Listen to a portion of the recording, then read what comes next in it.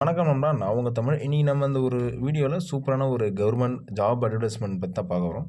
So என்ன அட்வைஸ்னா, எல்லா exam attend பண்ணுங்கள். வாட் எவர் ஹூஎவர் ஆஸ்பிரண்ட் நீங்கள் எல்லா எக்ஸாம் அட்டன் பண்ணுங்கள். ஏதாவது ஒரு எக்ஸாமை ஃபோக்கஸ் பண்ணி படிங்க. எல்லா எக்ஸாமும் அட்டன் பண்ணுங்கள். Because every examination is going to be a experience for you. ஏன்னா நீங்கள் ஒரு எக்ஸாமினேஷன் எய்ம் பண்ணி படிப்பீங்க. அந்த எக்ஸாமினேஷனில் முக்கியமான ஒரு மேட்டர் என்னென்னா டைம் மேனேஜ்மெண்ட். ஸோ அந்த டைம் மேனேஜ்மெண்ட் நீங்கள் எப்படி உங்களுக்கு கிடைக்கும்னா, எல்லா எக்ஸாமினேஷன் நீங்கள் அட்டன் பண்ணி அந்த டைமுக்குள்ளே அந்த கொஸ்டின்ஸை உங்களால் ரீட் பண்ணி முடிக்க முடியுமான்றதை செக் பண்ணால் மட்டும்தான் உங்களால் ஃபர்தராக நீங்கள் வந்து எக்ஸாமினேஷனை பாஸ் பண்ண முடியும். ஸோ இது முக்கியமான மேட்ரு. ஸோ சில பேர் சொல்லுவாங்க, நீங்கள் ஒரு எக்ஸாம் ஃபோக்கஸ் பண்ணுங்கள், அந்த எக்ஸாம் மட்டும் எழுதுங்க அப்படின்வாங்க. ஆனால் அது தவறு. ஆக்சுவலி என்னோட பாயிண்ட் ஆஃப் வியூ அப்படின்னா, ஒரு எக்ஸாமுக்கு ஃபோக்கஸ் பண்ணி அந்த சிலபஸை மட்டும் படிங்க. பட் ஆனால் அது சிலபஸ் ஓரியன்டான எல்லா எக்ஸாமினேஷன் எழுதுங்க. ஸோ அந்த விதத்தில் இந்த எக்ஸாமினேஷன் வந்து நம்ம பார்க்க போகிறோம். ஸோ இது எக்ஸாமினேஷன் பேஸ்டான ஜாப்பு. ஸோ இன்னொரு விஷயம் என்னென்னா, நீங்கள் வந்து ரிசல்ட் நமக்கு இப்போ வரல, நாளைக்கு வரல அப்படின்லாம் பார்க்காதீங்க. கண்டிப்பாக நீங்கள் போட்ட எஃபர்ட்டு அதாவது காம்படிட்டிவ் எக்ஸாமுக்குள்ளே வந்த யாருமே வெளில போனவங்க ஃபெயிலியராக இல்லை. அவங்க ஏதாவது ஒரு விதத்தில் நல்ல ஒரு நிலைமையில் தான் இருக்காங்க. ஸோ அதனால் எப்போவுமே கல்வி உங்களை கைவிடாது. ஸோ அதனால் உங்களோட எஃபெக்டை போடுங்க, உங்களோட எஃபோர்ட்டை போடுங்க. அது ஆட்டோமேட்டிக்காக அவங்களுக்கு ஏதோ ஒரு விஷயத்தில் ரிஃப்ளெக்ட் ஆகும். ஓகேவா? ஸோ நீங்கள் நம்ம அந்த வீடியோவில் சொல்லிட்டேன் நல்ல ஒரு ஜாப் அப்படின்ட்டு. என்னென்னு பார்த்தீங்கன்னா, government of NCT of Delhi, அதாவது டெல்லி சப்பார்டினேட் சர்வீஸ் செலெக்ஷன் போர்ட்லேருந்து ஒரு எம்டிஎஸ் ஜாப்க்கான வேக்கன்சி ரிலீஸ் பண்ணியிருக்காங்க. ஸோ ஃபர்ஸ்ட் ஆஃப் ஆல் இதோட ஓப்பனிங் டேட் ஆஃப் அப்ளிகேஷன் வந்து 17th தான் ஓப்பன் ஆகுது. 17th December 2025 ஃப்ரம் 12 noon, அதாவது மதியம் 12 மணிக்கு ஓப்பன் பண்ணுறாங்க. க்ளோசிங் டேட் வந்து 15/1/2026, 15th January 2026. ஸோ இதில் என்னென்ன நேம் ஆஃப் போஸ்ட்னா, multi tasking post in various department கொடுத்துருக்காங்க. ஸோ அதுக்கான ரிசர்வேஷன் ஓபிசிக்கு எவ்வளோ, எஸ்சிக்கு எவ்வளோ, எஸ்டிக்கு எவ்வளோ, இடபிள்யூஎஸ்க்கு எவ்வளோ அப்படின்ட்டு கொடுத்துருக்காங்க. ஸோ பாருங்கள், excise and entertainment luxury taxes department கொடுத்துருக்காங்க, labour department, so drugs control department, department urban development. So இந்த பிடிஎஃப் வந்து நான் உங்களுக்கு லிங்க்கில் கொடுத்துட்றேன், அதாவது டிஸ்கிரிப்ஷன் பாக்ஸில் கொடுத்துட்றேன். So if you guys want to access means you can touch the link and download the PDF. So next குறிப்பிட்ட டிபார்ட்மெண்ட்லாம் பார்த்துக்கோங்க. அப்புறம் கிராண்ட் டோட்டல் வந்து 302 போஸ்ட் கொடுத்துருக்காங்க. வேரியஸ் கேட்டகரி பீப்புள்ஸ்க்கு வேரியஸ் போஸ்டிங்ஸ் கவுண்ட்ஸ் கொடுத்துருக்காங்க. ஸோ இது எப்படி அப்ளை பண்ணுன்றது கொடுத்துருக்காங்க பாருங்கள். Candidate must apply online through the websites http://dssb.online.nic.in. இதுக்கான வெப்சைட் லிங்க்கும் நான் வந்து டிஸ்கிரிப்ஷனில் கொடுத்துட்றேன். ஸோ நீங்கள் அதை அந்த லிங்க் மூலமாக நீங்கள் வந்து அப்ளை பண்ணிக்கங்க. ஸோ நெக்ஸ்ட் நம்ம என்ன பார்க்க போகிறோம்னா, என்னென்ன வேக்கன்சி, எவ்வளோ சேலரிலாம் கொடுத்துருக்காங்கன்னு பார்க்க போகிறோம். ஸோ ஃபஸ்ட்டு வந்து multi tasking excise entertainment luxury tax டிபார்ட்மெண்ட்டில் பேசிக் சேலரியாக 18,000 to 56,900, அதாவது 56,900 கொடுத்துருக்காங்க. ஸோ இது போல் எல்லா டிபார்ட்மெண்ட்டுக்கும் சேலரி கொடுத்துருக்காங்க. ஈச் அண்ட் எவ்ரி டிபார்ட்மெண்ட்டும் சேலரி வேரி ஆகாது. ஒரு சில டிபார்ட்மெண்ட்டுக்கு சேலரி வேரி ஆகும். ஸோ அதான என்னென்ன உங்களுக்கு குவாலிஃபிகேஷன் பார்த்துங்க. ஒவ்வொரு டிபார்ட்மெண்ட்டுக்கான எம்டிஎஸ்க்கும் அதுக்கான தனித்தனியான குவாலிஃபிகேஷன் கொடுத்துருக்காங்க, ஏஜ் லிமிட் கொடுத்துருக்காங்க. ஸோ இதை பார்த்துக்குங்க. நெக்ஸ்ட்டு நம்ம முக்கியமான விஷயம் பார்க்க வேண்டியது என்னென்னா, application fee. So application fee for all கேண்டிடேட்ஸ்லாம் சொல்ல முடியாது. ஒரு குறிப்பிட்ட கேண்டிடேட்ஸ்க்கு வந்து ஒரு எக்ஸம்ஷன் கொடுத்துருக்காங்க. ஒரு குறிப்பிட்ட கேண்டிடேட்ஸுக்கு ஃபீஸ் கொடுத்துருக்காங்க. ஸோ 100 எல்லாருக்கும் 100. ஆனால் அந்த கேட்டகரியில் women candidates belonging to the schedule caste, schedule tribes, PWD, அப்புறம் எக்ஸ் சர்வீஸ்மேன் கேட்டகரிலாம் ஃபீஸ் பே பண்ண தேவையில்லை அப்புறம் சொல்லியிருக்காங்க. உமன் கேண்டிடேட்ஸ் மட்டுமா இல்லை, women candidates with candidate belongs to the SC ST, schedule, PWD, ex serviceman சொல்கிறாங்க. ஸோ அப்போ எஸ்சிஎஸ்லாம் ஃபீஸ் பே பண்ண தேவையில்லை. ப்ளஸ் ஷெட்யூல், அதாவது பிடபிள்யூபி, எக்ஸ் சர்வீஸ்லாம் ஃபீஸ் பே பண்ண தேவையில்லை. அப்புறம் உமன்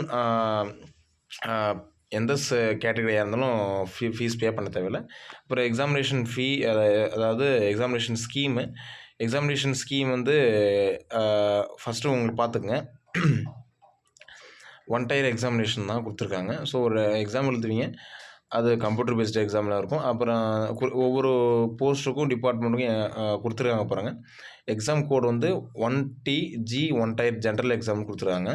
எக்ஸாம் டியூரேஷன் வந்து 2 hours, டோட்டல் 200 MCQs. இதில் நெகட்டிவ் மார்க் கண்டிப்பாக இருக்குது. 0.25 சம்திங் எனக்கு சரியாக தெரியல, நான் கீழே சொல்கிறேன் வாங்க. Total marks each question contains each marks. அப்புறம் வந்து கிராண்ட் டோட்டலில் 200 மார்க்ஸு. ஸோ என்னென்ன சிலபஸ் கொடுத்துருக்காங்க பாருங்கள். General awareness, general intelligence reasoning ability, arithmetical numerical ability, அப்புறம் test of Hindi language and comprehension, test of English language and comprehension. So வந்து ஹிந்தி நீங்கள் வந்து நெக்லிஜெக்ட் பண்ணிக்கலாம். ஏன்னா இப்போது ஒரு 4 பார்ட் ஒரு 5 பார்ட்னா ஹிந்திலேருந்து ஒரு 20 கொஷின்ஸ் தான் வரும். ஸோ அதை நீங்கள் அட்டன் பண்ணாலும் நீங்கள் அந்த நம்ம தமிழ் பீப்புள்ஸு அதர் கேட்டகரி பீப்புள்ஸ்லாம் without Hindi you can able to eligible for the exam.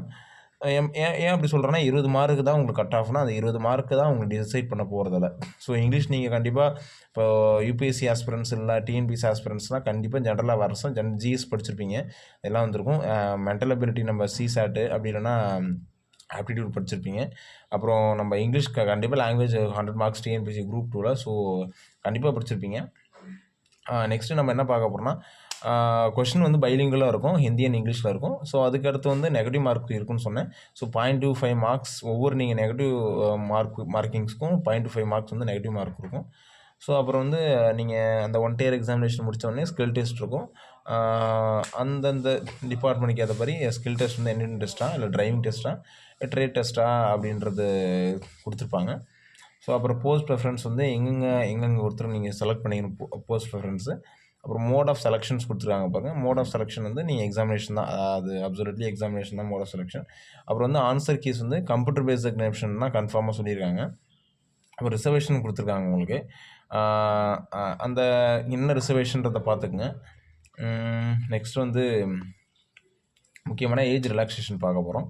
So எஸ்சி/எஸ்டிக்கு 5 years ஏஜ் ரிலாக்ஸேஷன், ஓபிசி குரூப்ஸ்க்கு 3 years, PWD for group C அந்த எக்ஸாமினேஷனுக்கு 10 years, பிடபிள்யூடி ப்ளஸ் எஸ்சி/எஸ்டியாக இருந்தீங்கன்னா குரூப் சிக்கு வந்து 15 years, PWD plus OBC group சியாக இருந்தீங்கன்னா 13 years. அப்புறம் டிபார்ட்மெண்டல் கேட்டகரிஸ் கொடுத்துருக்காங்க, எக்ஸர்வைஸ் மேன் கொடுத்துருக்காங்க, அப்புறம் ஸ்போர்ட்ஸ் கேட்டகரி இப்போ ஸ்போர்ட்ஸ் பர்சனாக தான் கொடுத்துருக்காங்க, அப்புறம் பிடபிள்யூடி கொடுத்துருக்காங்க, அப்புறம் விடோ டிவர்ஸ் அவங்களாம் கொடுத்துருக்காங்க. ஸோ முக்கியமான விஷயம் பார்த்தாச்சு. ஸோ நெக்ஸ்ட் என்னென்னு பார்க்க போகிறோம்னு பார்த்தீங்கன்னா அவ்வளோதான் கைஸ். இதில் வேறு எதுவும் முக்கியமான விஷயம் இல்லை. எக்ஸாம் என்ன ஒரு விஷயம்னா நல்ல எக்ஸாம் அதெல்லாம் இல்லை, நீங்கள் வந்து எக்ஸாமினேஷன் ப்ராக்டிஸ் ஆகணும். ஸோ நீ இந்த ஒரு 2 hours உங்களுக்கு பெருசாக எந்த லாஸும் கிடையாது. ஏன்னா நான் பர்சனலாக எக்ஸ்பீரியன்ஸில் சொல்கிறேன், எல்லா எக்ஸாமினேஷனும் you guys are suppose to write. நீங்கள் என்னென்ன எக்ஸாமில் எலிஜிபிள் ஆகிறீங்க எல்லா எக்ஸாமும் அப்ளை பண்ணுங்கள். ஃபீஸ் கம்மியாக தான் கொடுத்துருக்காங்க, 100 rupees தான். ஸோ எல்லா இதையும் எக்ஸாம் எழுதுங்க. நான் இந்த எக்ஸாமில் தான் எழுதுவேன், இந்த எக்ஸாமில் தான் போவேன் அப்படின்லாம் இருக்காதீங்க. சப்போஸ் உங்களுக்கு அது ப்ரியாரிட்டி அது மட்டும்தான் உங்களுக்கு எய்மாக இருக்குன்னா நீங்கள் அந்த எக்ஸாம் மட்டும் எய்மாக வச்சு எழுதுங்க. பட் ஆனால் எல்லா எக்ஸாம் அட்டன் பண்ணுங்கள். ஏன்னா எல்லாமே உங்களுக்கு ப்ராக்டிஸ் தான். பிஒய்க்யூ வச்சு தான் எல்லா எக்ஸாமினேஷனும் இருக்குது. ஈவன் டிஎன்பிஎஸ்சி யூபிஎஸ்சி தான் பிஒய்க்கு தான் உங்களுக்கு மெயின் சோர்ஸே. ஸோ அப்படி பிஒய்க்யூவாக இருக்கும்போது உங்களுக்கு கவர்மெண்ட் எந்த சைட்லேருந்து எதெல்லாம் எதிர்பார்க்குறாங்க, எந்தெந்த மாரி நாலேஜில் உங்கள்கிட்ட எதிர்பார்க்குறாங்க, ஒரு கவர்மெண்ட் ஆஸ்பிரண்ட்டாக ஒரு கவர்மெண்ட் சர்வெண்ட்டுக்குலாம் என்னென்ன நாலேஜ் இருக்குன்னு உங்களுக்கு எதிர்பார்க்குறாங்களோ அது எல்லாமே உங்களுக்கு வந்து இந்த மாதிரி எக்ஸாமினேஷன் பேஸ்டான கொஷின்ஸ் தான் தெரியும் உங்களுக்கு. ஸோ இதுபோல் அடுத்தடுத்த ஜாப் ரிலேட்டட் வீடியோஸ், அப்புறம் ஆஸ்பிரன்ஸ்க்கான தேவையான நீட்ஸு, நாலேஜ் நீட்ஸு, அப்புறம் அதுக்கான ஸ்டடி ரிலேட்டட் வீடியோஸ்லாம் கண்டிப்பாக நம்ம சேனலை சப்ஸ்கிரைப் பண்ணிங்க. அடுத்தது ரெகுலராக வீடியோ வந்துட்டுருக்கும். அன்டில் தட் நான் உங்கள் Tamil. Bye bye, tata, see you.